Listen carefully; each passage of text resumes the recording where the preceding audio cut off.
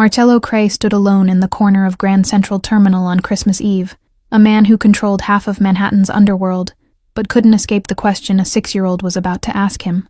Thousands of strangers rushed past like water flowing around a stone, none recognizing the carefully controlled danger in the expensive suit, none seeing the emptiness he wore beneath the black wool coat that remained buttoned despite the terminal's heated interior.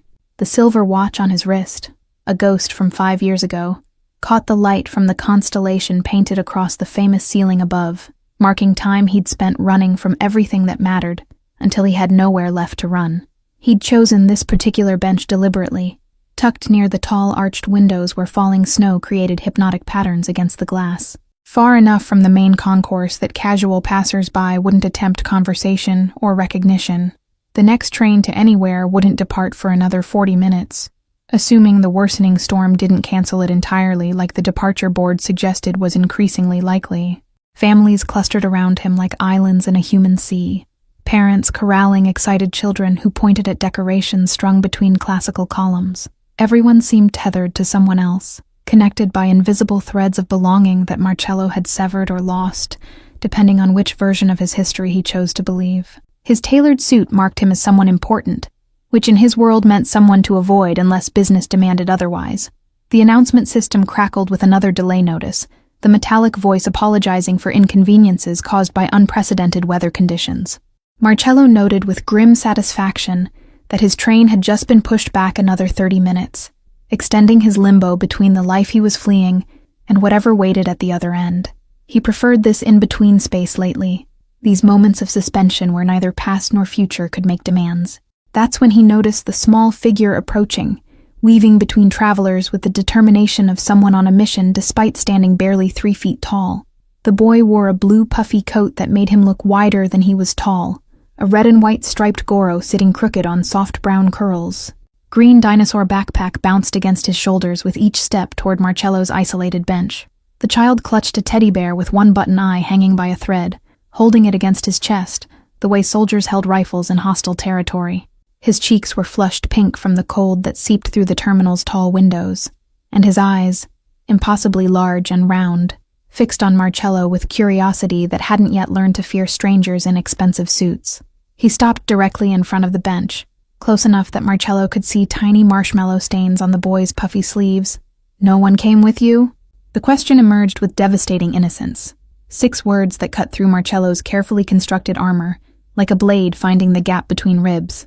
The boy's voice carried genuine curiosity rather than pity or judgment, just a child noticing another person alone in a sea of togetherness. Around them, the terminal's chaos continued. Rolling suitcases, echoing announcements, 1,000 conversations bleeding into ambient noise. But somehow, this moment felt suspended, separate. Marcello had survived ambushes, betrayals, and territory wars without flinching, but this 6-year-old with a dinosaur backpack had stopped him completely. He could have ignored the question, could have given a dismissive response that would send the child back to wherever he'd come from. Instead, he found himself meeting those round eyes that reflected the golden light strung across the terminal like captured stars, seeing something familiar in their depths. "No," Marcello heard himself say, the word emerging rougher than intended, scraped raw from a throat that spent most days issuing orders, rather than engaging in conversation. "No one came with me." The admission felt strange, almost transgressive, because men in his position didn't acknowledge isolation to strangers, especially not to children who asked uncomfortable questions. But something about this boy's directness demanded honesty instead of the polished lies Marcello usually deployed. The child nodded with a solemnity that seemed borrowed from someone much older, wisdom beyond his years etched in the way he accepted this information without surprise. "Me neither," he said simply, as if loneliness was just another weather condition to endure, rather than a state requiring explanation or apology. He shifted the teddy bear to his other arm and gestured toward the empty space beside Marcello on the bench with his free hand. "Can I sit here? My legs are tired from walking around looking." The request came without fear or hesitation, just practical need, meeting available solution. Marcello found himself nodding before his brain caught up with the decision, moving his coat slightly to make room even as his rational mind questioned what he was doing. The boy climbed onto the bench with the awkward determination of someone whose feet didn't quite touch the ground when seated. He settled in beside Marcello, the dinosaur backpack crinkling as it compressed against the bench's wooden slats, the teddy bear positioned carefully on his lap, where it could see the terminal's activity. Up close, Marcello noticed details that distance had obscured: the careful patches on the bear's worn fur, the way the boy's coat was slightly too large in the sleeves, evidence of hand-me-downs and careful budgeting that Marcello recognized from memories he usually kept buried under decades of acquired wealth. "I'm Kit," the boy announced, extending his small hand with a formality that suggested someone had taught him proper introductions mattered even in improper circumstances. His fingers disappeared into Marcello's palm, the handshake brief but earnest, carrying warmth that made Marcello suddenly aware of how cold his own hands had become. The simple gesture, unchanged since humanity invented greeting rituals, somehow felt profound in this context of mutual aloneness. "Marcello?" he replied, his name sounding foreign in his own ears because it had been reduced to Mr. Cray, or Boss, in most contexts for years now. Kit tested the name silently, lips moving without sound, committing it to memory the way children did with information they deemed important. Then he adjusted his position on the bench, swinging his legs slightly because they dangled well above the marble floor, creating a rhythm that suggested this was familiar waiting rather than temporary pause. "This is Mr. Buttons," Kit continued, lifting the teddy bear slightly for formal introduction, as if worn stuffed animals deserved the same courtesy as human strangers. "He doesn't talk much, but he's a really good listener, which Miss Linley says is more important anyway." The reverence in the boy's voice when he mentioned this, Miss Linley suggested she occupied a crucial space in his small universe. Marcello found himself wondering who she was: mother, guardian, someone else, and why she wasn't here. The storm outside intensified while they sat together, snow now falling in sheets that obscured the city lights beyond the terminal's famous windows. Weather reports scrolling across digital boards predicted accumulation measured in feet rather than inches, dangerous travel conditions that would strand thousands in this architectural cathedral. Kit seemed unbothered by the worsening weather, as if being trapped and delayed was just another feature of his existence, rather than unexpected complication. He pulled his backpack around to his front and unzipped the main compartment with focused concentration, small fingers working the zipper with practiced efficiency.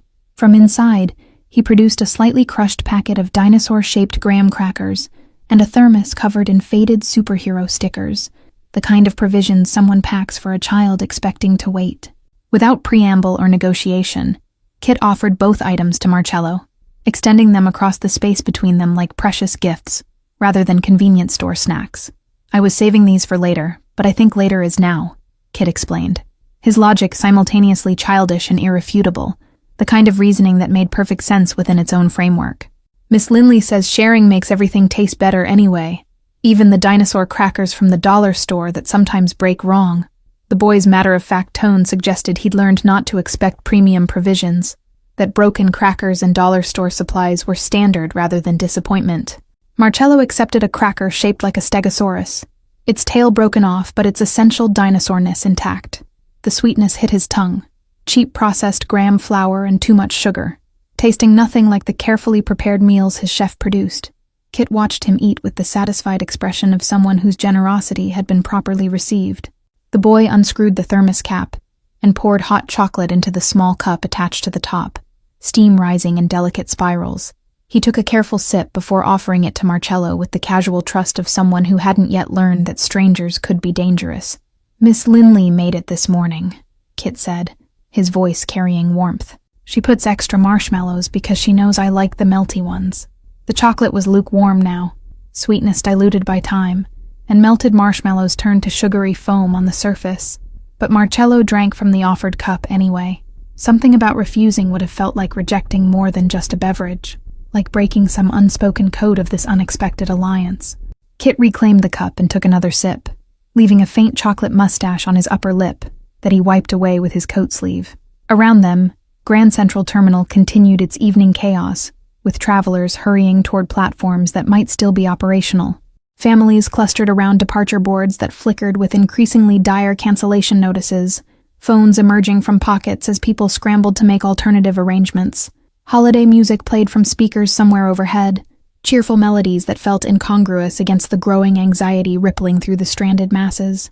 Kit seemed to exist in a bubble separate from the surrounding chaos, as if delays and disappointments were such standard features of his existence that he'd learned to find peace within them.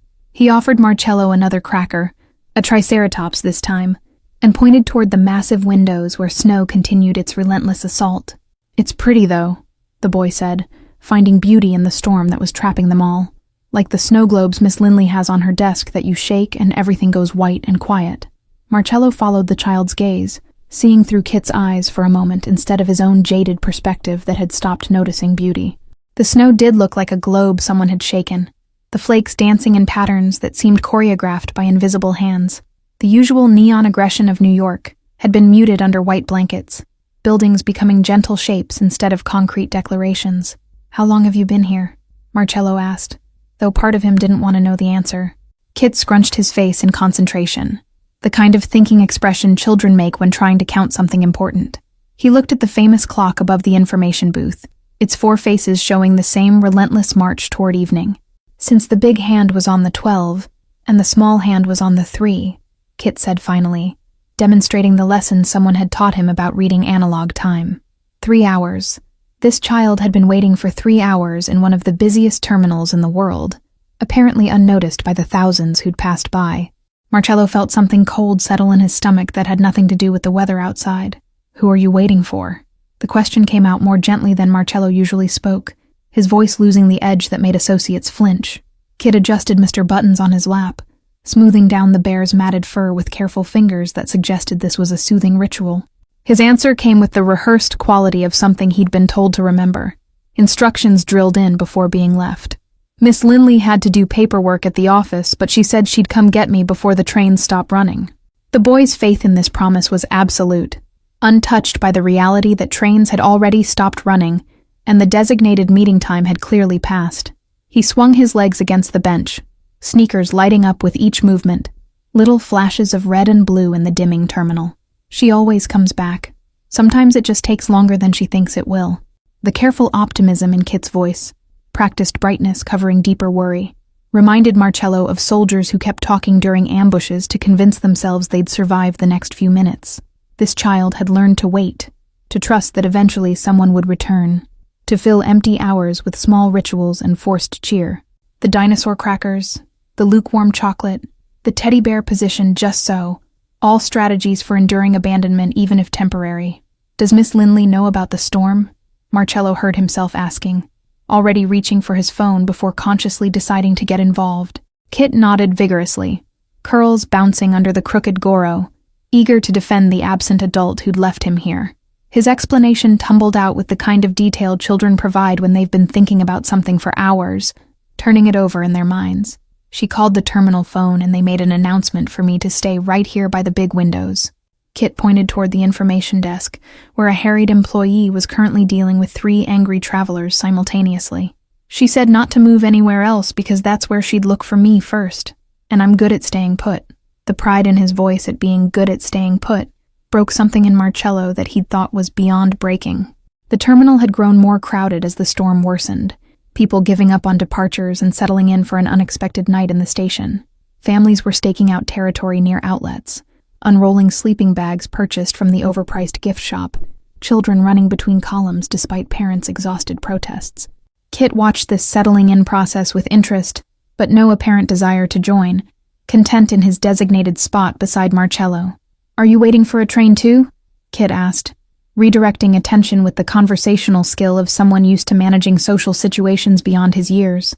His question was genuine curiosity rather than polite deflection, those round eyes fixed on Marcello's face. The boy had shared his crackers and his hot chocolate and his spot on the bench, so apparently now he wanted to collect information in return, fair trade in the economy of connection. "I was," Marcello admitted, glancing at the departure board where his train had shifted from delayed to canceled in red letters.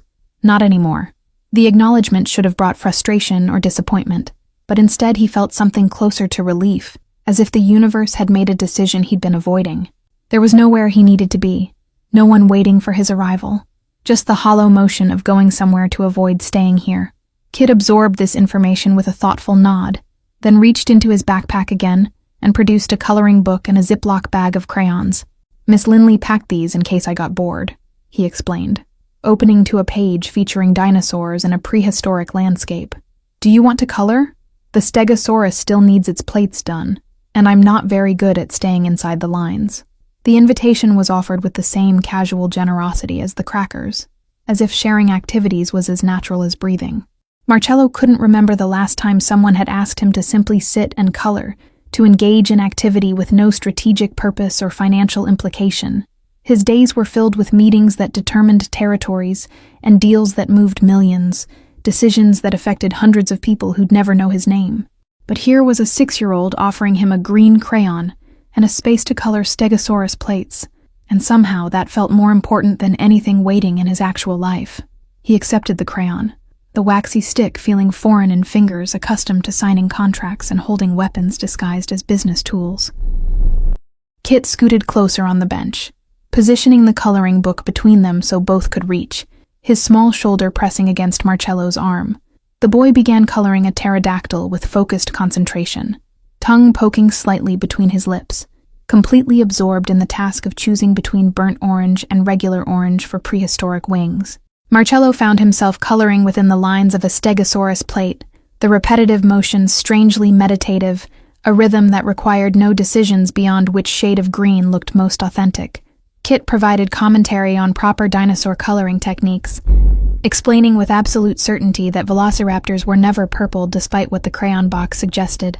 His expertise came from a library book Miss Linley had checked out 3 weeks ago, information delivered with the gravity of someone citing peer-reviewed research. The terminal's overhead lights flickered once, then steadied, a reminder that the storm outside was affecting more than just travel schedules. Other stranded passengers had begun eyeing the wooden benches with territorial interest, calculating which spots would be least uncomfortable for an unplanned overnight stay. A family of 4 settled 2 benches away, the father already on his phone trying to explain to someone why they wouldn't make dinner, his apologetic tone suggesting this wasn't the first holiday plan his job had disrupted.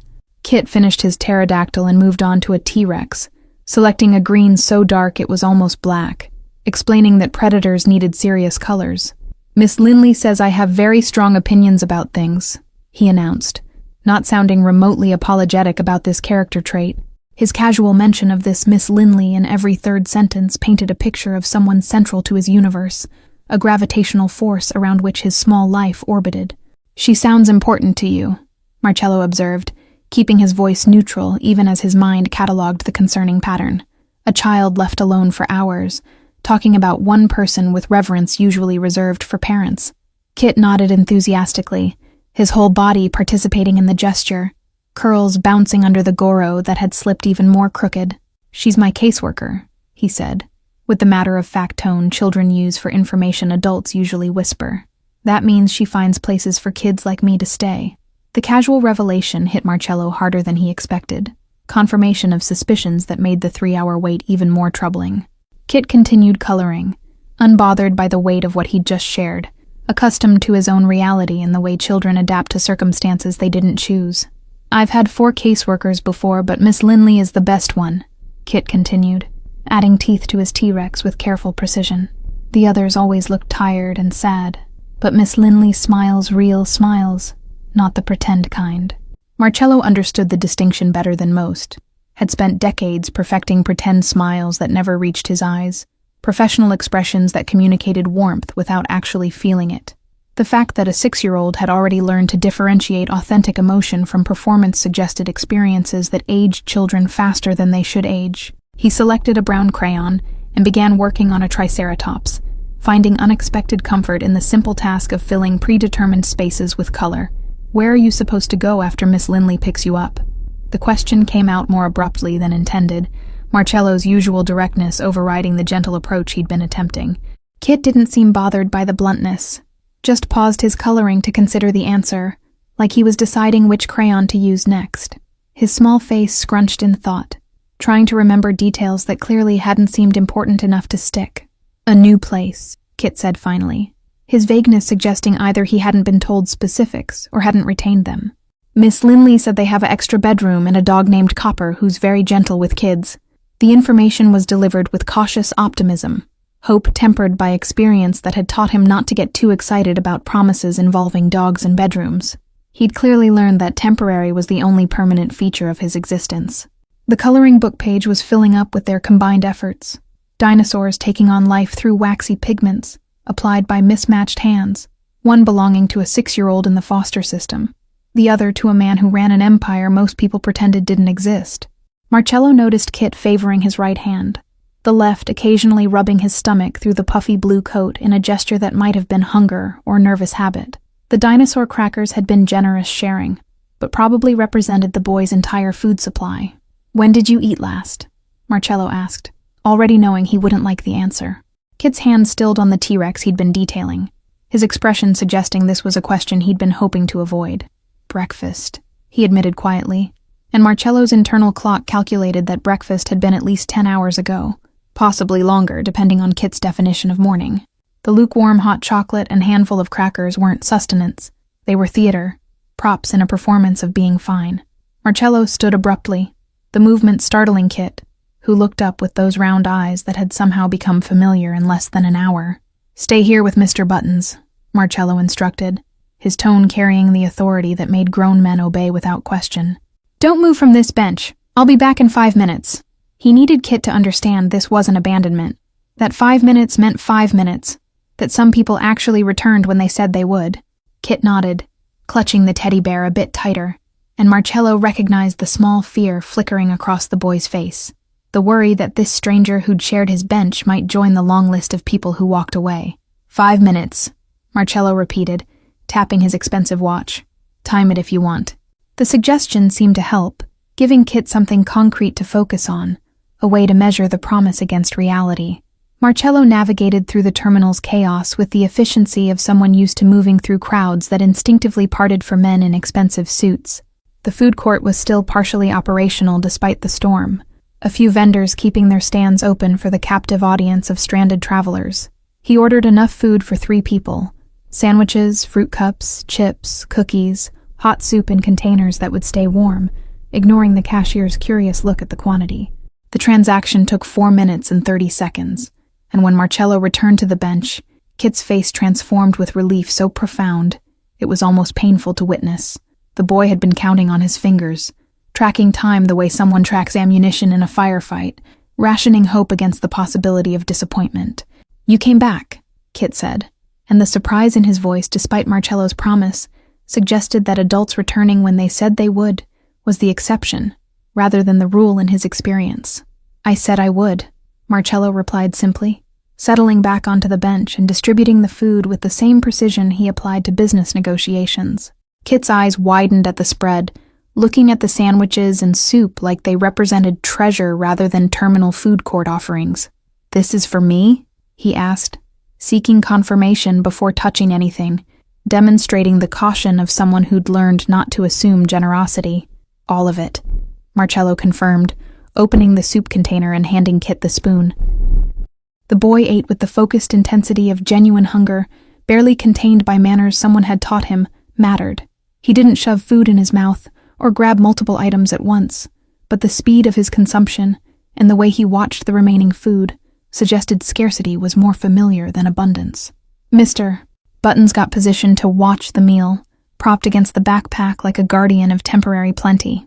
Between bites of sandwich, turkey and cheese that Kit consumed in systematic sections, the boy asked questions that revealed curiosity about Marcello's life without understanding why those questions might be dangerous. "What do you do for work?" Kit asked, the kind of innocent inquiry that in other contexts would trigger careful non-answers and strategic deflections. Marcello found himself saying business, which was technically true, though it omitted the kind of business that made prosecutors dream about RICO charges. "What kind of business?" Kit pressed, unbothered by vague answers, persistent in the way children are when they want real information. Marcello considered how to explain an empire built on fear and favors, territory disputes settled with violence disguised as accidents, money that moved through channels designed to confuse anyone trying to track it. "The complicated kind," he finally said, which made Kit nod thoughtfully as if this actually explained something rather than nothing. The boy seemed satisfied with the non-answer, moving on to fruit cups that he ate with careful attention to not spilling juice on Mr. Buttons. "I want to work with animals when I grow up," Kit announced, sharing his own aspirations with the openness of someone who hadn't learned that dreams could be used as weapons.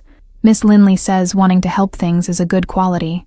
The reverence returned to his voice when mentioning her, that gravitational pull toward the one stable figure in his constellation. Marcello watched Kit eat, remembering his own childhood hunger that went beyond physical need, the gnawing emptiness of being no one's priority in a system designed to process, rather than nurture. He'd clawed his way out of foster care through methods he couldn't share with this innocent child, had built power from powerlessness through choices that destroyed the boy he'd been. Kit still had softness around his edges, hadn't been sharpened into a weapon yet, and something in Marcello wanted to keep it that way, even though he knew better than to get attached.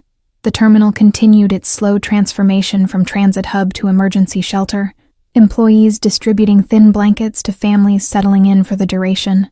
Christmas music had been replaced by more practical announcements about restroom locations and charging station availability.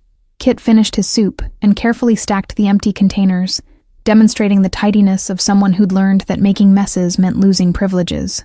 "Thank you for the food," he said formally, channeling whatever etiquette training he'd received. "That was the best dinner I've had in probably forever." The hyperbole was pure child, but the gratitude was genuine, and Marcello felt something twist in his chest that might have been conscience reawakening after years of deliberate dormancy. His phone buzzed with messages he ignored, associates wondering where he'd disappeared to, business that would keep running without his immediate attention, a world that suddenly seemed less important than this bench and this boy. Kit had started a new coloring page, this one featuring marine dinosaurs, and he offered Marcello the blue crayon without looking up. They colored in companionable silence while snow continued its assault on the city outside, the storm showing no signs of weakening despite meteorologists' earlier predictions. Other passengers shot occasional glances at the unlikely pair, the man in the expensive suit and the boy with the dinosaur backpack, trying to determine their relationship and apparently settling on father and son, despite the lack of resemblance. Marcello noticed these assumptions but didn't correct them, found he didn't mind being mistaken for someone who belonged to this child. Kit's coloring grew slower, his movements less precise as exhaustion caught up with him despite the food-provided energy boost. He tried to stifle a yawn but failed, the gesture so enormous it seemed to engage his entire small body. "I'm not sleepy, though," he insisted with the transparent lie of children fighting bedtime, even as his eyes drooped and his grip on the crayon loosened. Mr. Buttons had already been pulled close, the teddy bear resuming its role as comfort object rather than dining companion. "You can rest if you want," Marcello found himself saying, his voice gentler than it had been in years, softness he'd thought he'd trained out of himself completely. "I'll stay here." The promise seemed important to articulate, to make clear that sleep wouldn't mean waking up alone, that this bench had become temporary sanctuary rather than another place of abandonment. Kit considered this offer with the seriousness of someone weighing crucial decisions, then nodded and shifted position. The boy curled against Marcello's side with the easy trust of exhaustion overriding caution, his head finding a spot against Marcello's ribs that somehow fit, despite the awkwardness of the angle. Mr. Buttons got wedged between them, the teddy bear's worn fur pressed against expensive wool, and Kit's breathing began to slow and deepen. 5 minutes, he mumbled, fighting sleep even as it claimed him. "You said 5 minutes." His voice trailed off as consciousness released its grip, leaving him vulnerable in the way only sleeping children manage. Marcello sat motionless as Kit slept, hyper-aware of the small weight pressed against him, the trust implicit in this unconscious surrender. The terminal's sound seemed to soften around them, or maybe he was just filtering differently, focusing on the child's steady breathing instead of ambient chaos. His arm had gone slightly numb from staying in one position, but moving would risk waking Kit, so he stayed frozen like a statue built around this sleeping boy. An hour passed, measured by the terminal's famous clock, then another, the night deepening toward that dead zone between late and early when even New York's energy dims. Marcello's phone continued its periodic buzzing, messages he read one-handed without responding, maintaining his vigil while his empire operated on autopilot. Nothing in those messages was urgent enough to disturb this strange peace he'd found on a wooden bench during a snowstorm with someone else's forgotten child. That's when he saw her, a woman pushing through the terminal's entrance in a blast of snow and cold air, her blonde hair escaping from a ponytail, her wool coat dusted white. She moved with the frantic purpose of someone who'd been delayed against their will, her eyes scanning the crowd with desperate intensity. Even from a distance, Marcello recognized the particular panic of someone looking for a lost child, that primal fear that transcends professional boundaries. Her gaze locked onto their bench, and relief flooded her features so completely that for a moment she just stood there, one hand pressed to her chest. Then she was moving again, navigating between stranded travelers with apologies that tumbled out automatically, her focus never leaving Kit's sleeping form. Marcello watched her approach, noting details with the automatic assessment he applied to everyone. Mid-30s, probably, tired in the bone-deep way that suggested she carried too much weight for too long. But her eyes held warmth that hadn't been extinguished by whatever burdens she shouldered. "Kit," she breathed when she reached them, dropping to her knees beside the bench despite the dirty floor, her voice catching on the single syllable. Then her eyes shifted to Marcello, really seeing him for the first time, and her expression cycled through confusion, gratitude, and wariness. "I'm Linley," she said, her voice steadier now, professional training reasserting itself over maternal panic. "I'm Kit's caseworker. I was stuck at the office when the storm got bad, and then the train stopped, and I've been trying to get here for hours." The explanation poured out with the need to justify that Marcello recognized from people who knew they'd failed, but wanted mitigating circumstances considered. "He's been waiting since 3, Marcello said, keeping his voice low to avoid waking Kit, stating fact without judgment, though the situation spoke for itself. Linley's face crumpled slightly before she caught herself, professional mask sliding back into place, but not before Marcello saw the genuine distress at having left this child alone for so long. I know. I called the station, but they said all trains were stopped and I couldn't get through on my cell and—" She stopped herself, seeming to realize that excuses wouldn't change the reality of a 6-year-old waiting alone in a terminal for hours. Instead, she looked at Kit, still peacefully asleep against Marcello's side, then back at Marcello with questions forming behind her eyes. "Thank you for staying with him," she said simply, the words carrying weight that suggested she understood exactly what could have happened to an unattended child. "He asked if anyone came with me," Marcello replied, offering explanation for why a stranger in an expensive suit had spent his evening coloring dinosaurs instead of disappearing onto the next train. "Seemed like we were both alone, so we waited together." He didn't mention the food, the shared crackers, the way Kit's trust had worked its way past defenses Marcello had thought were impenetrable.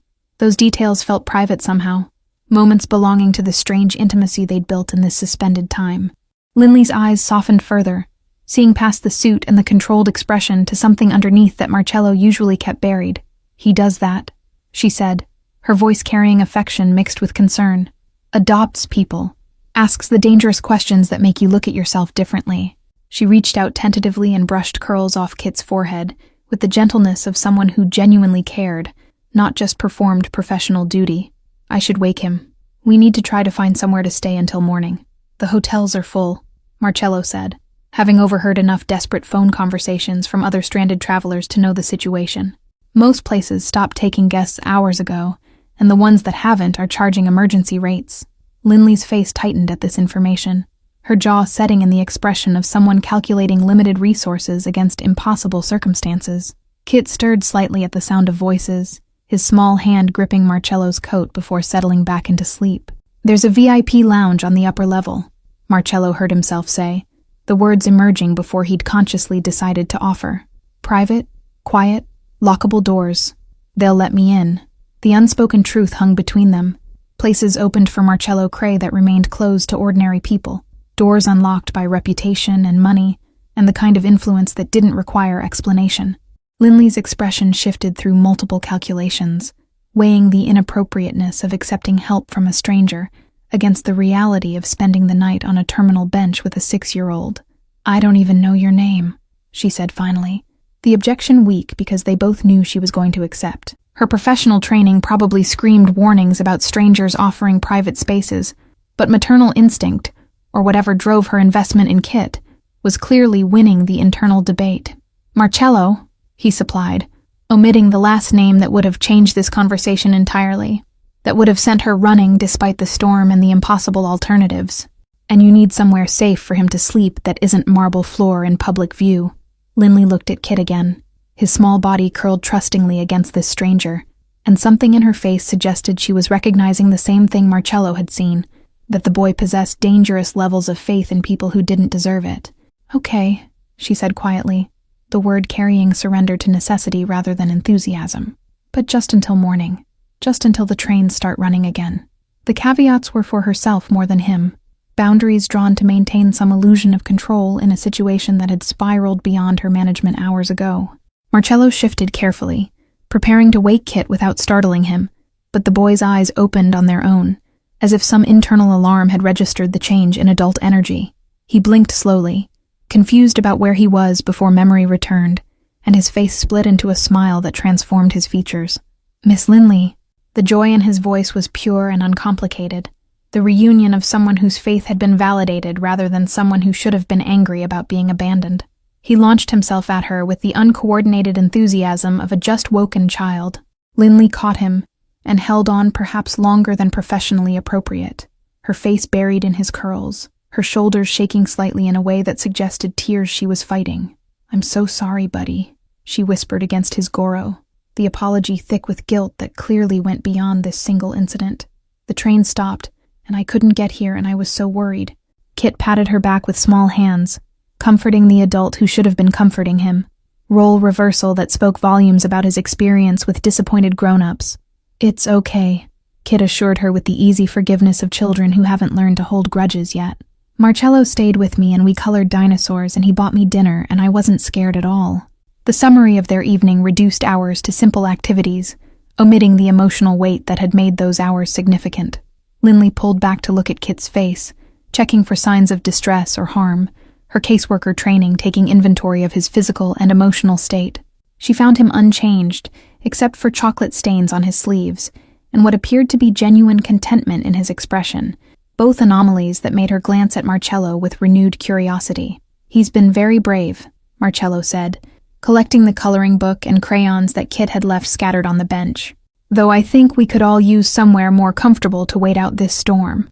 The suggestion was gentle but pointed, redirecting the conversation toward practical solutions, rather than dwelling on failures neither of them could undo. Kit's eyes lit up at the mention of going somewhere, his natural enthusiasm reasserting itself, now that Miss Linley had materialized as promised. "Where are we going?" he asked, looking between the two adults like they'd suddenly become a unit making decisions together. Mr. Buttons got retrieved from where he'd been pressed against Marcello's coat, the teddy bear inspected to ensure he'd survived the nap undamaged. Linley stood, keeping one hand on Kit's shoulder as if worried he might disappear if she stopped touching him. "Marcello's offered us access to a VIP lounge," Linley explained, her tone suggesting she was still processing the strangeness of this entire situation. "Somewhere warm and quiet where you can sleep properly." Kit absorbed this information, and immediately grabbed Marcello's hand with his free one, creating a chain of 3 people connected by circumstance and storm. The gesture was so natural, so assuming of continued connection, that neither adult immediately pulled away, despite the awkwardness of this forced intimacy. They moved through the terminal as an unlikely trio, Kit between them chattering about the dinosaurs he'd colored and the food Marcello had bought, his voice echoing in the vast space that had grown quieter as night deepened. Other stranded passengers watched them pass with the idle curiosity of people with nothing else to do, probably inventing stories about who they were and why they moved together with such purpose. Marcello led them toward elevators that most travelers didn't know existed, access points for terminal staff and people with the right credentials. The elevator required a key card that Marcello produced without explanation, sliding it through the reader with practiced ease that suggested this wasn't his first time accessing restricted areas. Linley noticed, but didn't comment, her mind clearly running through all the reasons a man in a suit might have VIP access to Grand Central Terminal. The doors closed on the 3 of them, the small space forcing proximity that made Kit giggle because he was squished between adult bodies in a way that felt like a game rather than constraint. The VIP lounge occupied the terminal's upper level, a space most travelers never saw, designed for people who paid premium prices to avoid the masses below. Marcello's card opened this door too, revealing a room that was elegant without being ostentatious. Leather furniture, soft lighting, floor-to-ceiling windows that showed the storm from a different angle. It was empty this late, staff having abandoned their posts when it became clear no regular VIP passengers would be arriving during the storm. Kit explored immediately, his exhaustion forgotten in the excitement of new territory, touching furniture with careful fingers like he was visiting a museum. "Can I really sit on this?" he asked, gesturing toward a leather couch that probably cost more than Linley made in a month. You can sit, lie down, whatever you need, Marcello confirmed, watching the boy test the furniture with systematic thoroughness.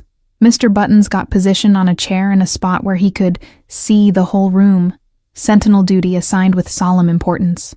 Linley stood near the door looking simultaneously grateful and uncomfortable, a woman accepting help she couldn't refuse but didn't quite trust. "This is too much," she started, the protest automatic even though she made no move to leave. "We can't impose on your space like this." Marcello noticed she'd said your space rather than a space, recognizing that his access implied ownership, or at least authority, that went beyond normal passenger privileges. "You're not imposing," Marcello said simply, moving toward a small kitchenette area that held a coffee maker and refrigerator stocked with beverages most people couldn't pronounce. "I wasn't planning to use it anyway." This was true. He'd been planning to board a train to nowhere, had been fleeing rather than arriving anywhere specific. The lounge had been backup option number 3, place to wait if weather prevented all departures, contingency he'd accessed more than once when business required overnight terminal presence. Kit had discovered the windows and pressed his face against the glass, watching snow spiral past the lit building facades across the street. "It's like we're in a snow globe," he announced, echoing his earlier observation but with more wonder now that they were higher up. Perspective changed. "Like we're the tiny people inside and someone's shaking our world." The poetry of his observation caught both adults off guard, this child finding magic in the storm that had disrupted thousands of carefully made plans. Linley finally moved deeper into the room, accepting the reality of where they were, her professional boundaries dissolving under the weight of practical necessity. She slipped off her wool coat, revealing clothes that had seen better days, and a weariness that went beyond physical exhaustion. "Thank you," she said to Marcello, the words inadequate but sincere. "I know this is strange and you don't owe us anything, but thank you for not leaving him alone down there." Her voice caught slightly on the last words, imagination filling in all the terrible alternatives. "He asked a good question," Marcello replied, deflecting gratitude he didn't feel he'd earned for doing the bare minimum of human decency. "Made me realize we were both waiting alone, so we waited together." Kit had left the window and was now investigating a basket of wrapped snacks on a side table, holding each one up for Linley's approval before adding it to a growing pile. His enthusiasm for food that hadn't needed to be rationed was almost heartbreaking in its intensity. The lounge settled into strange domesticity as the three of them occupied space together, negotiating invisible boundaries and unexpected comfort. Kit claimed the longest couch after Linley's permission. Arranging himself and Mr. Buttons with pillows and a blanket Marcello retrieved from a storage closet. The boy fought sleep with valiant determination, wanting to participate in whatever the adults were doing, even though his eyes kept drifting closed. "Tell me when something interesting happens," he mumbled, already half gone despite his protests. Linley and Marcello gravitated toward chairs positioned near the windows, but angled to keep Kit in peripheral vision, the unspoken agreement of two people who'd appointed themselves guardians for the night. Silence stretched between them, not uncomfortable but heavy with questions neither quite knew how to ask. Outside, the storm continued its assault, snow piling on window ledges in drifts that would take days to melt. The city's usual lights had dimmed, buildings conserving power, or simply shut down until weather improved. "I've been his caseworker for 8 months, Linley said finally, her voice quiet but carrying in the insulated space. "4th placement in 2 years, and each one falls apart for different reasons." She wasn't looking at Marcello when she spoke, her gaze fixed on Kit's sleeping form like she was confessing to him rather than explaining to a stranger. "He's a good kid, you've seen that, but the system isn't designed for good kids. It's designed for processing, for moving problems from one temporary solution to another." The bitterness in her tone suggested this wasn't abstract criticism, but personal failure she carried, the weight of every child she couldn't save permanently. Marcello recognized that particular flavor of guilt, the knowledge that you're operating within a broken system while lacking power to fix the fundamental fractures. "Why social work?" he asked, genuine curiosity overriding his usual policy of not engaging with other people's motivations. "If you know the system's broken, why stay in it?" "Because someone has to care," Linley replied simply, finally looking at him directly with eyes that held conviction and exhaustion in equal measure. "And most people burn out or stop seeing the kids as actual humans after a few years. They become cases, files, problems to solve on paper." She paused, seeming to weigh how much to share with this stranger who'd somehow become audience to her crisis. Kit deserves someone who remembers he's 6, not just a case number waiting for permanent placement. Marcello absorbed this, turning the information over in his mind alongside memories of his own childhood in similar systems, caseworkers who'd ranged from actively harmful to benignly indifferent. I was in foster care, he heard himself admit, the confession emerging from some unlocked place he usually kept sealed. Ages 7 to 16, 5 different homes, more caseworkers than I remember. Linley's expression shifted, understanding clicking into place about why he'd stayed with Kit, why he'd recognized something familiar in the boy's practiced optimism. That's why you didn't leave him, she said, not quite a question but seeking confirmation anyway. You knew what it felt like to wait for someone who might not come. Marcello nodded once, sharp acknowledgement that didn't require elaboration, because they both understood the specifics didn't matter. The core experience was universal among forgotten children, that particular flavor of abandonment that taught you early to expect disappointment while still hoping desperately for the exception. He has your mannerisms, Linley observed, her professional training identifying patterns Marcello hadn't consciously noticed. The way he watches before trusting, how he offers food like currency, that thing where he makes himself smaller in new spaces. She was right. Kit had demonstrated all of these survival strategies, adaptations that children in unstable situations developed like calluses over repeated wounds. It's heartbreaking that 6-year-olds need those skills, she added, anger seeping through her exhaustion. But necessary, Marcello countered, his tone pragmatic where hers was emotional. Because not all strangers are safe, and not all promises get kept, and he needs to recognize danger before it recognizes him. The darkness in his response made Linley study him more carefully, reassessing who she was sitting with in this borrowed space. Marcello could see her mind working, trying to reconcile the man who'd colored dinosaurs with the one who spoke about danger with intimate familiarity. What do you actually do, Marcello? The question carried weight, professional concern overriding the gratitude that had made her accept his help. Because men with VIP access to Grand Central and suits that expensive usually have reasons they prefer not to explain. She'd noticed more than he'd given her credit for, had been cataloging details while managing her crisis about Kit. Smart, observant, not easily fooled, all qualities that probably made her good at her job and dangerous to people with secrets. Business, Marcello repeated his earlier non-answer, but Linley's expression made clear that wouldn't satisfy her this time. Import, export, logistics, things that require odd hours and private spaces. Every word was technically true while revealing nothing of substance. The art of answering without informing that he'd perfected over decades. Linley didn't push further, but her silence communicated skepticism, the awareness that she was accepting help from someone whose legitimacy remained unconfirmed. I'm not a danger to him, Marcello said, addressing the unspoken concern directly because pretending it didn't exist felt dishonest. Whatever else I might be, I wouldn't hurt a child. The vehemence in his voice surprised even him, revealing convictions he didn't usually articulate because his world operated on assumptions rather than declared principles. Linley held his gaze for a long moment, some internal assessment taking place behind her eyes before she nodded slowly.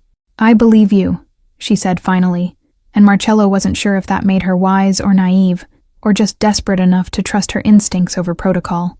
But Kit gets attached easily, and I have to place him with a family tomorrow, and he doesn't need more people disappearing from his life. The warning was gentle but clear. Don't become important if you're not staying. Don't make promises your life can't keep. Don't break this child who's been broken enough already. Understood, Marcello agreed, even as something in his chest protested the limitation. Resisted the idea of walking away when morning came and never thinking about dinosaur backpacks and worn teddy bears again. His phone buzzed again, the 4th message in an hour from his second-in-command, and this time he pulled it out to read the growing concern about his absence. The business was fine, the empire wasn't crumbling, but his unexplained disappearance during a major storm had triggered security protocols and worried speculation. He typed a quick response, delayed by storm, will update morning, and silenced the phone completely, a level of disconnection that would have been unthinkable 6 hours ago. Linley watched this small rebellion with interest, seeing perhaps more than he intended, in the gesture of a man choosing to stay present, rather than remaining tethered to obligations elsewhere. Does anyone know where you are? She asked, the caseworker in her automatically checking for safety protocols even when she was the one accepting mysterious help. They know I'm somewhere in the terminal, Marcello said, gesturing vaguely at the world beyond their bubble. But I'd prefer to keep this private. Or, he wasn't sure how to explain that his reputation couldn't accommodate being seen coloring with abandoned children. That power in his world required maintaining certain images that had no room for softness.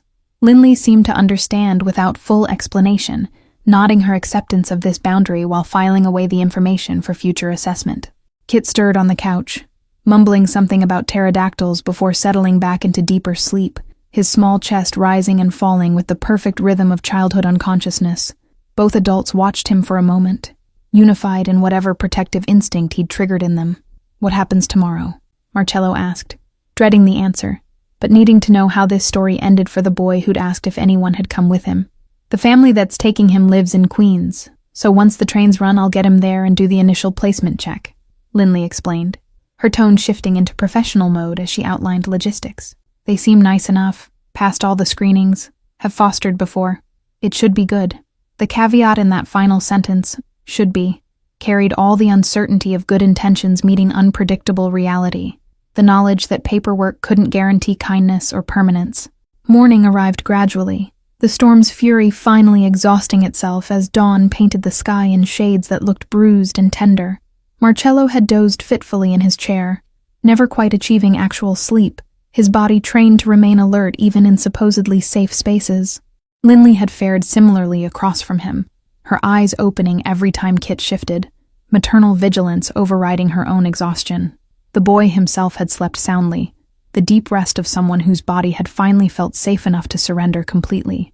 Kit woke to find them both watching him with expressions that made him pause, some child instinct recognizing that the adults wore the faces people made before goodbyes. "Is it time to go?" he asked, his voice still rough with sleep, clutching Mr. Buttons close like the teddy bear might anchor him against whatever came next. Linley smiled, but it didn't quite reach her eyes, that performance of cheerfulness adults attempted when delivering news that would hurt. "The trains are running again," she confirmed, checking her phone for schedules that had finally updated overnight. The VIP lounge had become a cocoon separate from the real world, but now reality pressed against their bubble with insistent weight. Kit climbed off the couch and began repacking his dinosaur backpack with systematic care, returning borrowed crayons to their Ziploc bag, folding the blanket he'd used despite Linley's assurance that staff would handle it. He was preparing for departure, with the practiced efficiency of someone who'd packed and unpacked too many times, transitions that marked his life in befores and afters. Marcello stood and stretched muscles that protested the night spent in a chair, his expensive suit rumpled in ways that would scandalize his usual associates. He should leave now, should extract himself before this became more complicated than it already was, return to the empire that required his attention. But something kept him rooted, watching Kit prepare for yet another displacement, and he found himself saying, "I'll walk down with you," before consciously deciding to make the offer. Linley looked like she might object, then reconsidered, perhaps recognizing that Kit would need all the support available for this transition. They gathered their few belongings. The coloring book Kit insisted was Marcello's now because we did it together. The snacks that hadn't been eaten, Mr. Buttons secured safely in Kit's arms. The elevator ride down felt heavy with unspoken things. Kit pressed between them again, but this time the silence wasn't comfortable, just sad with the weight of endings neither wanted to name. Grand Central Terminal had transformed overnight from chaotic shelter back toward normal operations, cleaning crews working to clear debris and disorder left by thousands of stranded travelers. Departure boards showed mostly green instead of red, trains resuming their schedules with only minor delays remaining. The storm had passed, the city was recovering, and life was returning to its usual patterns as if the previous night's suspension had never occurred. They found a bench, not the original one but close enough, and sat together while Linley pulled up train information and made phone calls about timing and logistics. Kit leaned against Marcello's side like this was natural, like they'd known each other longer than one storm-stranded night. His small warmth a reminder of everything Marcello usually kept walled away. "Are you taking the train too?" Kit asked, looking up with those round eyes that somehow still held hope, despite everything that taught him hope was dangerous. "Different train," Marcello said, the lie easier than explaining he had no train to catch, no destination waiting, just the same empty movement he'd been attempting before this interruption, but maybe the same direction for a while. Kit seemed satisfied with this vague answer, content with the illusion of continued proximity even if temporary. Linley finished her calls and stood, extending her hand to Kit with gentle finality that indicated departure couldn't be delayed any longer. "Come on, buddy. We need to catch the Queen's train." Her voice carried forced brightness, the professional mask back in place but cracking around the edges.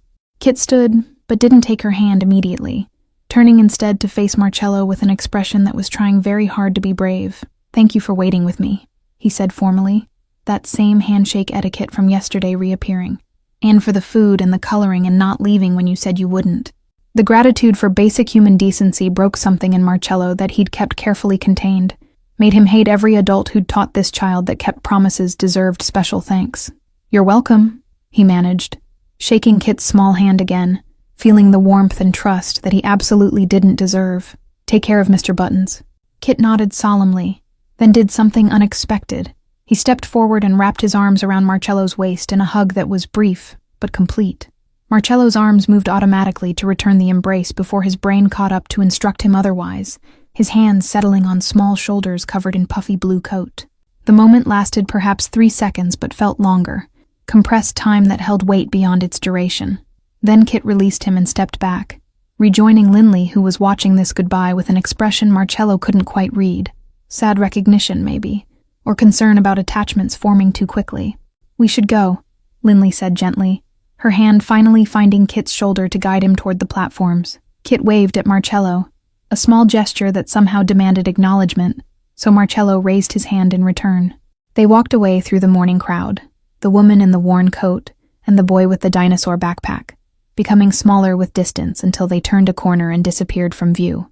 Just like that, as if they'd never intersected with Marcello's carefully controlled life. He stood there longer than made sense, staring at the space where they'd vanished, his chest tight with something he refused to name, because naming it would require acknowledging that one night had affected him more than it should. Around him, the terminal continued its indifferent operations, thousands of people beginning their days, catching trains, having destinations. Marcello had none of these things, just the hollow realization that he was alone again, but it felt different now, worse somehow, like he'd been reminded of something he'd learned to live without. His phone buzzed insistently, the real world demanding his return, business that wouldn't manage itself forever.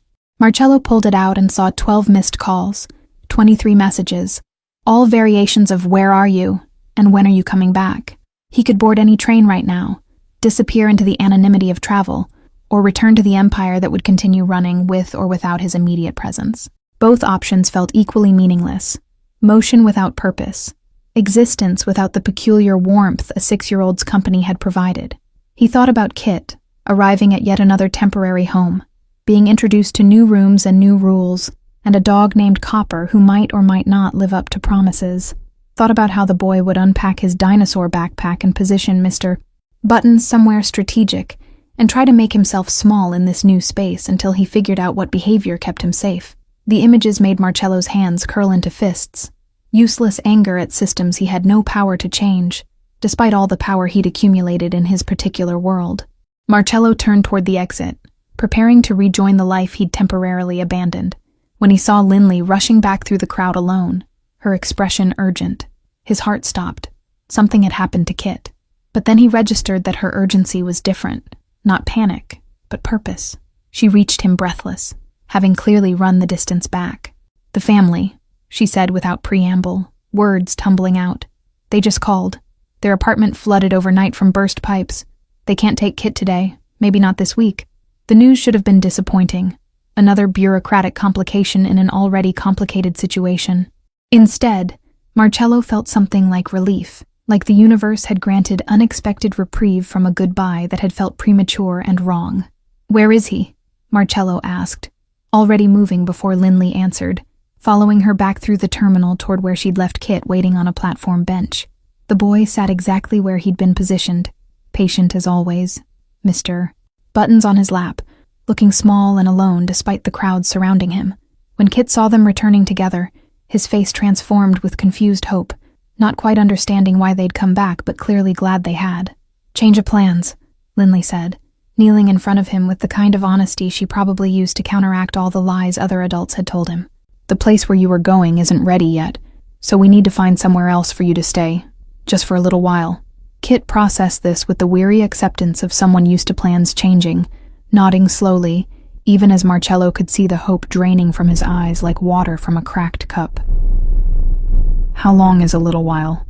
Kit asked, the question revealing his experience that temporary could mean anything from hours to months, time measured unreliably by adults who controlled his world.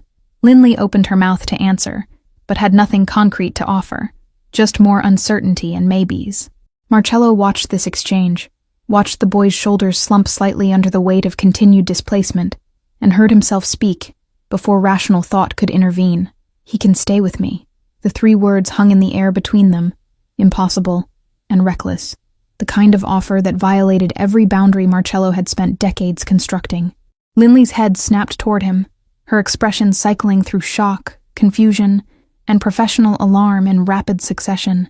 Kit looked between them with growing hope that was almost painful to witness, his small hands clutching Mr. Buttons tighter as if the teddy bear might confirm whether he'd heard correctly. The terminal continued its morning rush around them, oblivious to this moment that was rearranging 3 lives in ways none of them had anticipated 12 hours ago. You can't be serious, Linley said finally, her voice low and urgent, the tone of someone trying to prevent a catastrophic mistake. You don't just offer to take a child home. There are protocols, background checks, certifications required. You can't just... She trailed off, looking at Kit, who was watching Marcello with those round eyes that held dangerous amounts of faith in adults who made promises. Her professional training was screaming warnings about strangers and inappropriate arrangements, but underneath that, Marcello could see her desperation for solutions that didn't exist. I'm serious, Marcello said, his voice carrying the same certainty he used when making business decisions that affected millions. Temporary placement, emergency foster situation, whatever paperwork makes it legitimate. He looked directly at Linley, willing her to see past the surface strangeness to the practical reality underneath. You said yourself the hotels are still overbooked from the storm. Your office is probably overwhelmed with similar situations, and he needs somewhere safe to stay that isn't another institutional holding pattern. Each point was delivered with the precision of someone who understood how to build arguments that bypassed emotional objections. Linley opened her mouth to protest, then closed it again, her mind clearly working through scenarios and coming up empty on better alternatives. This is insane, she muttered, more to herself than to them, running both hands through her blonde hair in a gesture of someone whose day had spiraled beyond all recognition. I could lose my license for placing a child with someone who hasn't been vetted, whose background I don't even know, who I met 12 hours ago during a snowstorm. But even as she listed the objections, Marcello could hear her resolve weakening under the weight of impossible circumstances. Then vet me, Marcello countered, pulling his wallet and extracting several forms of identification that carried his real name, his business addresses, information that would reveal exactly who he was once she started investigating. Run whatever checks you need to run. I have a home that's secure, resources to provide what he needs, and I'm not going anywhere. He was offering her ammunition to potentially destroy him, giving her access to information he usually kept carefully compartmentalized, but Kit's continued homelessness felt more important than protecting his usual paranoia about privacy. Kit had gone very still during this exchange, his eyes tracking between the adults like he was watching a tennis match that would determine his immediate future. I'd be good, he offered quietly, his voice small, but determined. I know how to be quiet, and I don't need much space, and I promise I wouldn't touch anything important. The litany of promises revealed every temporary home that had made him feel like an imposition, every placement that had taught him to make himself smaller and less troublesome to accommodate adults' convenience. Marcello felt something crack further at Kit's desperate assurances, the boy already negotiating the terms of his own acceptance before anyone had agreed to anything.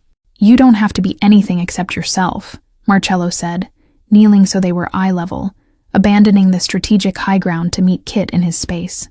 If this happens, you get to be 6 years old and loud and messy and take up whatever space you need. The boy's eyes went wide, like he was hearing a foreign language that promised impossible freedoms. Linley watched this interaction with an expression that suggested she was witnessing something significant, but couldn't quite categorize it properly. I need to make calls, she said finally, her tone resigned to exploring options her training said shouldn't exist. Real calls to my supervisor, to legal, to people who can tell me if this is remotely possible or if I'm about to commit career suicide. She pulled out her phone and walked a few steps away, leaving Marcello and Kit in their small bubble of tentative possibility. Does this mean I can stay with you? Kit asked, his voice barely above a whisper, afraid that speaking too loud might shatter whatever magic was potentially forming. Marcello wanted to promise yes with absolute certainty, wanted to erase the doubt from those hopeful eyes, but he'd learned long ago that false promises were crueler than honest uncertainty. "We're trying to make it work," he said instead, offering truth rather than platitudes. "But there are rules adults have to follow about these things, and Miss Lindley has to make sure it's safe and proper." Kit nodded with understanding that seemed too mature for his age, accepting complexity most 6-year-olds wouldn't grasp because his life had required early education and bureaucratic disappointment.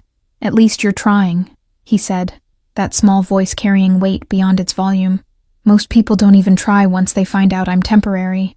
The casual acceptance of his own disposability made Marcello want to find every adult who'd taught Kit that lesson and demonstrate exactly why crossing certain lines had permanent consequences. Lindley returned 20 minutes later with an expression that suggested her phone calls had been as complicated as expected. "Okay," she said, the word emerging like surrender after a long battle. "This is highly irregular, and probably violates half a dozen protocols I should care more about. But my supervisor agrees that emergency placement with a willing adult beats leaving a child in terminal holding patterns." She looked directly at Marcello, her professional mask fully deployed. "There will be immediate background checks, a home visit within 24 hours, weekly monitoring, and if anything seems remotely concerning, he's removed immediately." "Understood and agreed," Marcello confirmed, accepting terms that would have been unthinkable yesterday when privacy was paramount and uninvited visitors meant danger. His phone buzzed again, the 15th message from associates wondering where he'd disappeared to, and he silenced it without reading, making clear through action where his priorities had shifted. Lindley pulled a tablet from her bag and began entering information, her fingers moving quickly across forms that would initiate processes Marcello couldn't reverse once started.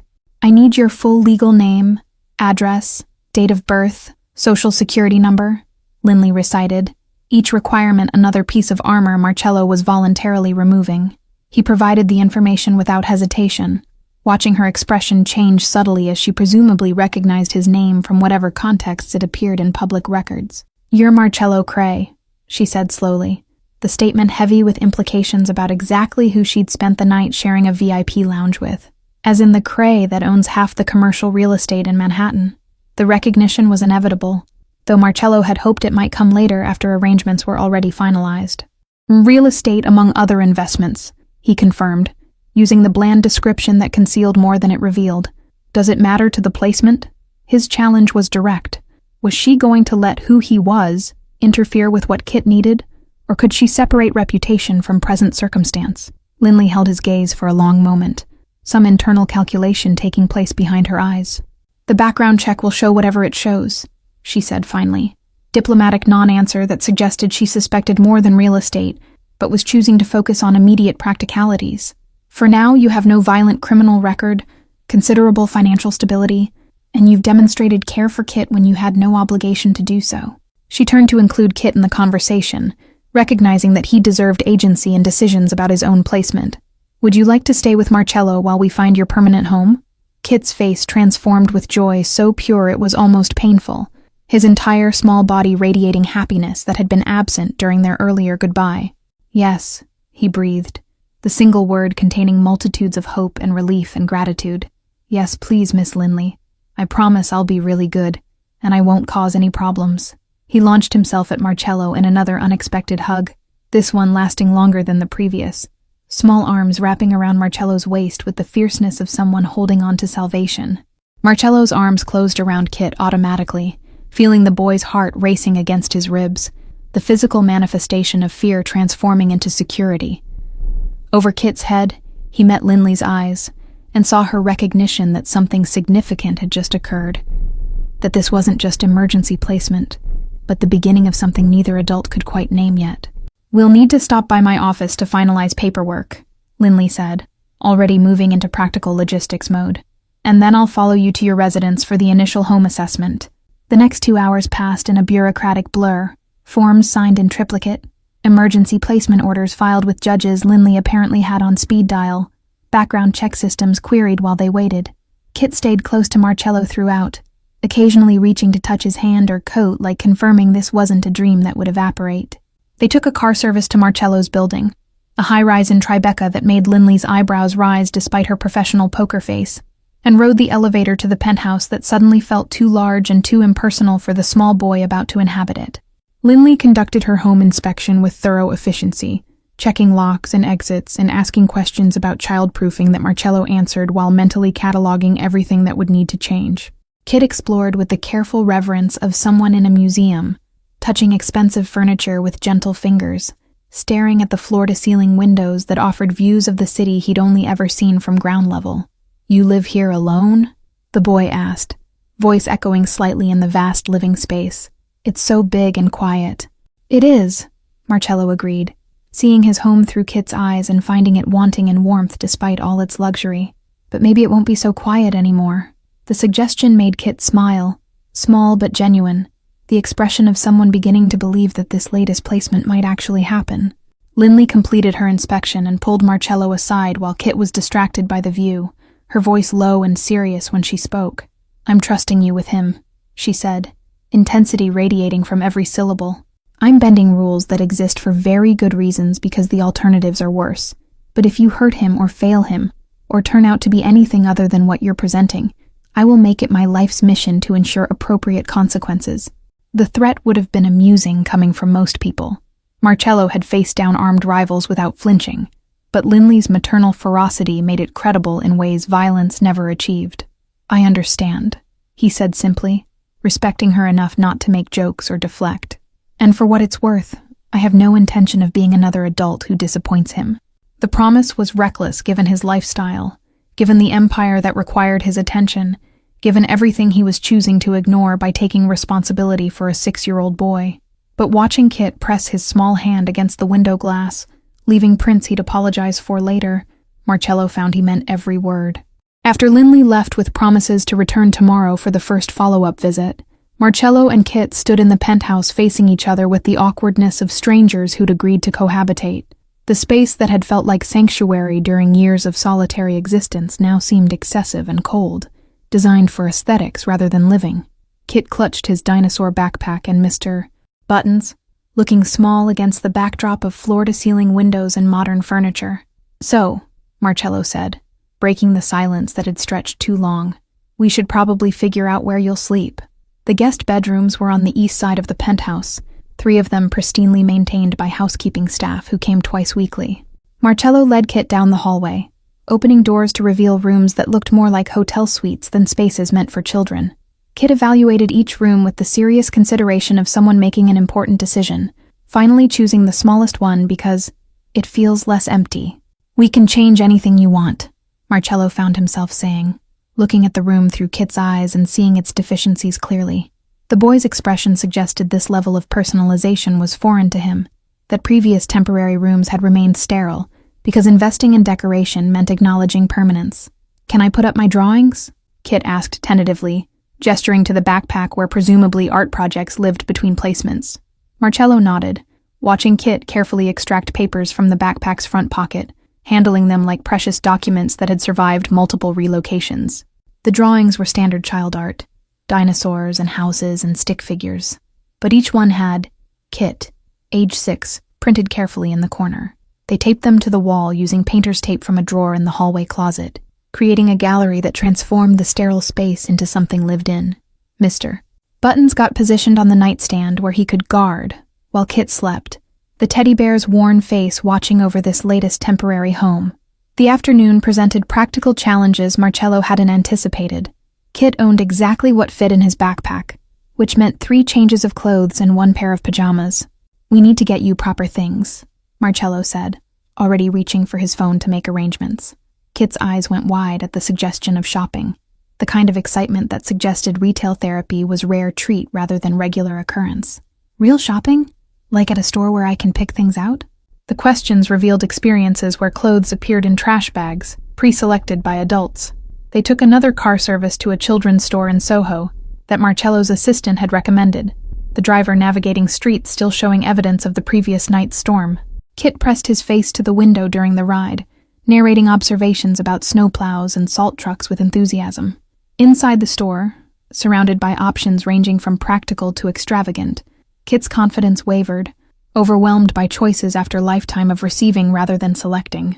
"Pick what you like," Marcello encouraged, watching the boy touch fabrics with careful fingers, pulling back like he might break something if he chose wrong. A sales associate approached, but Marcello waved her off, recognizing that Kit needed time to process this autonomy. Eventually, the boy gravitated toward clothes featuring dinosaurs, shirts with T-Rexes, pajamas with pterodactyls, a jacket with a triceratops hood. They accumulated bags full of necessities and some luxuries. The dinosaur clothes, plain basics, winter gear that actually fit. Kit kept checking Marcello's face for signs of impatience or regret, the careful monitoring of someone used to overstaying welcome. "This is okay?" he asked repeatedly. "You're sure it's not too much?" His concern about cost was heartbreaking given that Marcello had spent more on single business lunches. Mr. Buttons received his own shopping attention when Kit noticed a display of stuffed animal accessories near the checkout counter. The boy's eyes lit up at tiny clothing items designed for teddy bears, his fingers hovering over a miniature jacket that matched his own new Triceratops hooded coat. "Could Mr. Buttons get something too?" Kit asked with careful hesitance, voice dropping as if the request might be pushing his luck too far. Marcello found himself nodding before considering the absurdity of buying designer wear for a threadbare teddy bear, but Kit's joy at selecting matching outfits erased any concern about rational spending priorities. The sales associate returned as they were leaving, handing Marcello a business card for a professional toy restoration service that specialized in repairing beloved childhood companions. "For the bear," she said quietly, her tone suggesting she'd witnessed enough family shopping trips to recognize the difference between new toys and irreplaceable treasures. Kit clutched the packages containing Mr. Button's new wardrobe, with the same reverence he'd shown the teddy bear itself, already planning aloud how they'd coordinate outfits for different occasions. Marcello listened to this enthusiastic monologue about fashion choices for stuffed animals and realized his life had fundamentally shifted in ways that business strategies and territory negotiations had never prepared him for. "It's not too much," Marcello assured him. "You need clothes, and it's my responsibility to provide them now." The word responsibility seemed to settle something in Kit's mind, reframing the shopping as obligation rather than charity. They added toiletries and a new backpack shaped like a stegosaurus that Kit selected after long deliberation between various dinosaur options. They returned to the penthouse loaded with bags, Kit insisting on carrying as many as his small arms could manage, determined to contribute to his own relocation. The guest room, now officially Kit's room, got transformed through strategic placement of new possessions, the space slowly becoming recognizable as child's territory. Dinosaur pajamas went in drawers. The Stegosaurus backpack claimed a corner. New shoes lined up in the closet next to clothes still bearing tags. "Are you hungry?" Marcello asked, realizing they'd skipped lunch and dinner was approaching, his own stomach making demands he'd been ignoring. Kit nodded enthusiastically, the boy's appetite apparently unlimited when food security was guaranteed rather than rationed. Marcello's kitchen was professional grade but mostly unused, his meals typically catered or eaten at restaurants where business happened over appetizers. They ordered pizza from a place Marcello's assistant swore was kid-friendly, adding breadsticks and salad to create something resembling balanced nutrition. While waiting for delivery, Kit explored the penthouse more thoroughly, discovering the library that Marcello rarely used, the gym equipment that saw sporadic attention. "You have a lot of computers," Kit observed, looking at the multiple monitors displaying information Marcello quickly minimized. Kit wandered to the windows and pressed his palm against the glass, leaving a small handprint that Marcello's housekeeper would have immediately cleaned yesterday, but now felt like evidence of life worth preserving. "The city looks different from up here," the boy observed, watching traffic move like toy cars far below, lights beginning to flicker on as evening settled over Manhattan. "Like we're above everything, safe in the sky." The metaphor was more poetic than Marcello expected from a 6-year-old, but then Kit had probably learned early to find safety in height and distance, in being removed from ground-level dangers that followed children through unstable systems. The pizza arrived and they ate at the dining table that hadn't hosted an actual meal in months, Marcello typically eating at his desk while working. Kit demonstrated impressive capacity for cheese-covered carbohydrates, consuming 3 slices before finally slowing down. He chattered between bites about dinosaur facts. Apparently Stegosaurus had brain the size of walnut. Despite its large body, velociraptors were actually turkey-sized rather than movie-sized. After dinner, the reality of bedtime presented new challenges that Marcello hadn't fully considered. Kit had a routine involving bath, teeth brushing, story time, and gradual dimming of lights while soft music played. Marcello had none of these provisions prepared. No children's books. No understanding of appropriate bathing protocols for small humans. "We'll improvise," he said with more confidence than he felt, leading Kit to the guest bathroom attached to his new room. The bath was accomplished with Kit handling most aspects himself, demonstrating independence that suggested he'd learned early not to expect help with personal care. Storytime proved more challenging without actual children's books, but Kit produced a library book from his backpack, one about turtles learning to fly. "Miss Lindley checked this out for me," he explained, handling it carefully. "It's due back in 5 days." Marcello read with surprising engagement, finding himself invested in whether the reptile would achieve flight despite aerodynamic impossibility. He stood in the doorway watching Kit sleep, this small person who'd appeared in his life less than 24 hours ago and somehow rearranged everything. The rational part of his mind cataloged all the ways this was mistake, the danger his lifestyle posed to innocent bystanders, the impossibility of maintaining his empire while providing stable guardianship. But another part, one that had been dormant so long he'd forgotten it existed, whispered that maybe this was exactly what both of them needed. The first week with Kit transformed Marcello's existence in ways he hadn't anticipated, routine adjustments cascading into fundamental life restructuring. Morning meetings got rescheduled to accommodate school drop-off. Kit was enrolled in the local elementary school with paperwork that Marcello's lawyer expedited through channels that didn't bear close examination. The boy adapted with resilience that spoke to practice, navigating new classroom and playground politics with the survival skills children in unstable situations developed. Teachers called him quiet but attentive, making friends slowly but genuinely, the kind of kid who observed before trusting. Marcello found himself leaving the office at reasonable hours, unprecedented departure from the 16-hour days that had been standard for years. His associates noticed, but didn't comment directly, communicating their confusion through raised eyebrows and significant glances that Marcello ignored with the authority of someone who didn't owe explanations. Evenings developed their own rhythm. Homework at the dining table, dinner that Marcello learned to cook through trial and considerable error, reading time that expanded Kit's library from one book to dozens, the penthouse filled with evidence of child habitation, toys creeping into living spaces despite Marcello's initial attempts at containment. Lindley visited weekly for monitoring appointments, her professional skepticism gradually transforming into something like cautious approval. "He's thriving," she admitted during the 3rd week, watching Kit demonstrate his latest Lego creation, an elaborate dinosaur habitat spanning the coffee table. "More stable than I've seen him in any placement, which is either testament to your commitment or proof you're good at hiding problems." Her suspicion never fully disappeared. Healthy wariness about the man whose background check had revealed precisely what she'd suspected, plus some details that probably violated federal disclosure laws. "I'm not hiding anything," Marcello said, which was technically true within the narrow context of his guardianship of Kit, even if broadly false regarding his business operations. "He needs stability, and I can provide it." What he didn't mention was how Kit had become priority that superseded territory disputes and profit margins. How Marcello found himself making decisions through the filter of, how does this affect Kit, that fundamentally altered his risk calculations. Associates who used to get immediate responses now waited hours while Marcello attended school events and doctor appointments, his empire adjusting to accommodate this new variable. The relationship between Marcello and Lindley evolved beyond professional monitoring into something neither quite knew how to categorize. She started arriving early for appointments, staying late after inspections were complete, joining them for dinners that stretched into conversations about Kit's progress and larger questions about childhood development. Marcello found himself appreciating her directness, the way she challenged his assumptions and called out his occasional parenting missteps without sugarcoating criticism. She saw through his carefully constructed facades, but chose to engage with the person underneath rather than the reputation that preceded him. "You're good with him," Lindley observed one evening after Kit had gone to bed, the two of them sitting in Marcello's living room with coffee that had gone cold during conversation. "Better than people with years of preparation and training. It's like you understand what he needs before he asks." Her tone carried curiosity rather than accusation, genuine interest in how someone from Marcello's background had developed these instincts. He considered deflecting, but found he wanted her to understand, wanted someone to see the connections he'd made between his own childhood and Kit's present. "I was him," Marcello said simply, the confession emerging easier than expected.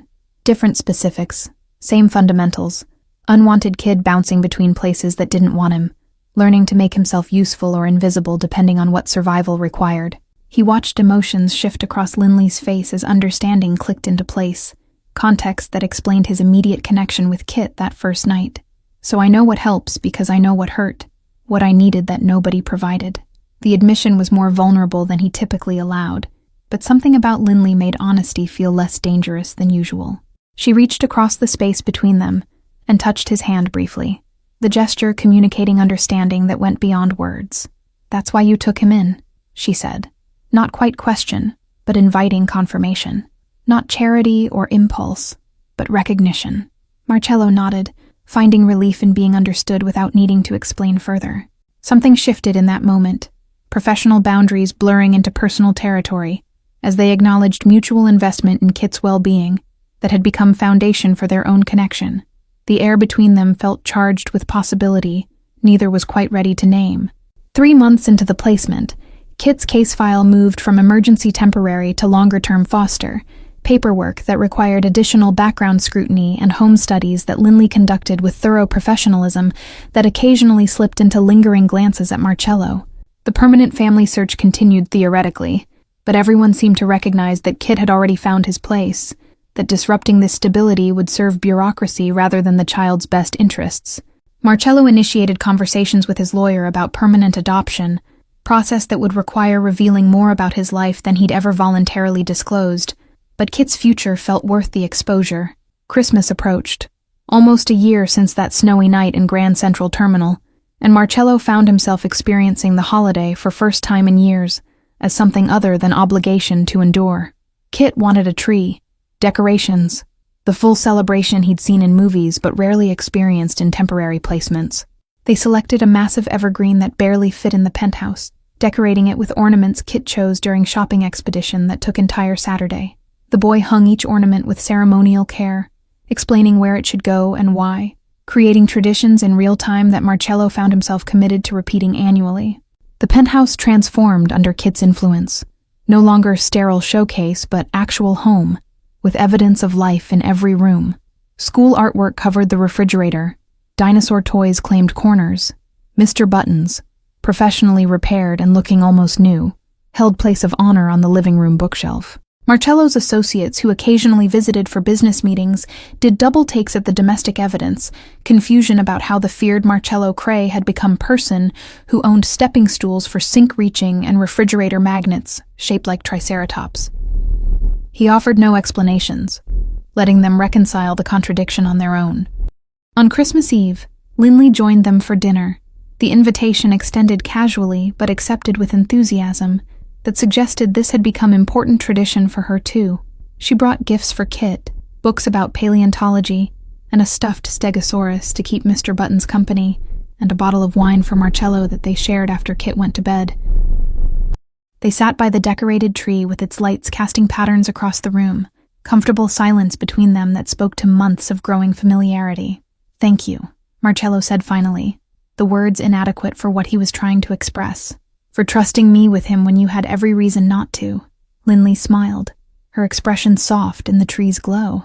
"You saved each other," she said simply, wisdom that came from watching their relationship develop from professional distance that had gradually narrowed.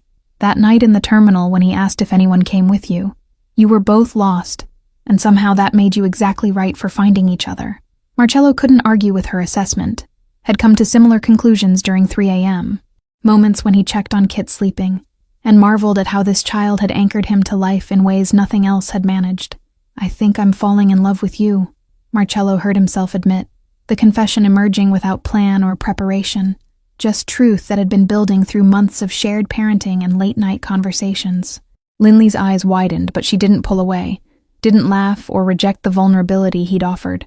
Instead, she leaned closer, closing the distance between them until their faces were inches apart, her breath warm against his lips.